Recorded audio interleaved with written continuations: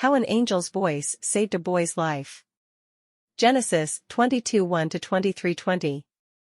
You remember that in those times of which we are telling, when men worshipped God, they built an altar of earth or of stone, and laid an offering upon it, as a gift to God. The offering was generally a sheep, or a goat, or a young ox. Such an offering was called a sacrifice. But the people who worshipped idols often did what seems to us very strange, and very terrible.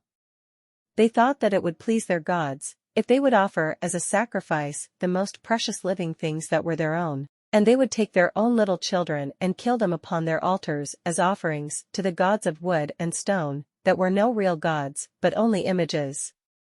God wished to show to Abraham, and all his descendants, those who should come after him, that he was not pleased with such offerings as those of living people, killed on the altars. And God used a unique way to teach Abraham, so that he and his children after him would never forget it. Then, at the same time, he wished to see how faithful and obedient Abraham would be to his commands, how fully Abraham would trust in God, or as we should say, how great was Abraham's faith in God.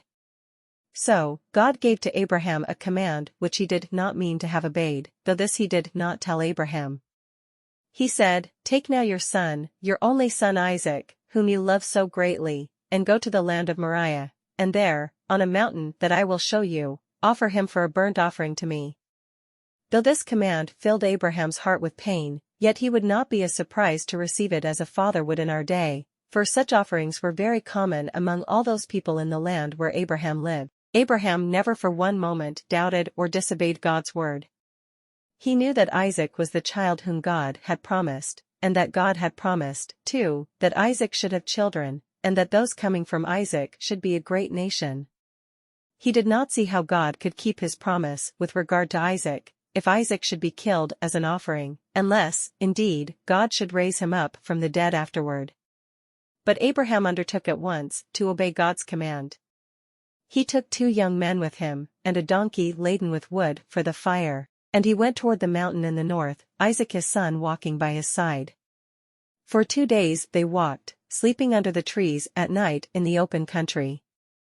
And on the 3rd day, Abraham saw the mountain far away. And as they drew near to the mountain, Abraham said to the young men, "Stay here with the donkey, while I go up to the mountain with Isaac to worship, and when we have worshipped, we will come back to you." For Abraham believed that in some way God would bring back Isaac to life. He took the wood from the donkey, and placed it on Isaac, and the 2 walked up the mountain together.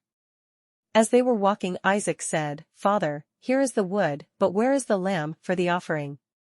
And Abraham said, "My son, God will provide himself the lamb." And they came to the place on the top of the mountain. There Abraham built an altar of stones and earth heaped up, and on it he placed the wood. Then he tied the hands and the feet of Isaac and laid him on the wood on the altar. And Abraham lifted up his hand, holding a knife, to kill his son. A moment longer, and Isaac would be slain by his own father's hand. But just at that moment the angel of the Lord out of heaven called to Abraham, and said, "Abraham! Abraham!" And Abraham answered, "Here I am, Lord." Then the angel of the Lord said, "Do not lay your hand upon your son. Do no harm to him.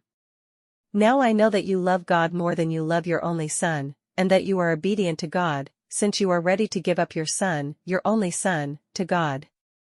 What a relief and a joy these words from heaven brought to the heart of Abraham. How glad he was to know that it was not God's will for him to kill his son. Then Abraham looked around, and there in the thicket was a ram caught by his horns. And Abraham took the ram and offered him up for a burnt offering in place of his son. So, Abraham's words came true, when he said that God would provide for himself a lamb. The place where this altar was built Abraham named Jehovah-Jireh, words meaning, in the language that Abraham spoke, "The Lord will provide." This offering, which seems so strange, did much good. It showed to Abraham, and to Isaac also, that Isaac belonged to God, for to God he had been offered, and in Isaac, all those who should come from him, his descendants, had been given to God. Then it showed to Abraham, and to all the people after him, that God did not wish children or men killed as offerings for worship, and while all the people around offered such sacrifices, the Israelites, who came from Abraham and from Isaac, never offered them, but offered oxen and sheep and goats instead. And it looked onward to a time when, just as Abraham gave his son as an offering, God should give his Son Jesus Christ to die for the sins of the world. All this was taught in this act of worship on Mount Moriah. Some think that on the very place where this offering was given, the altar in the temple many years afterward stood on Mount Moriah.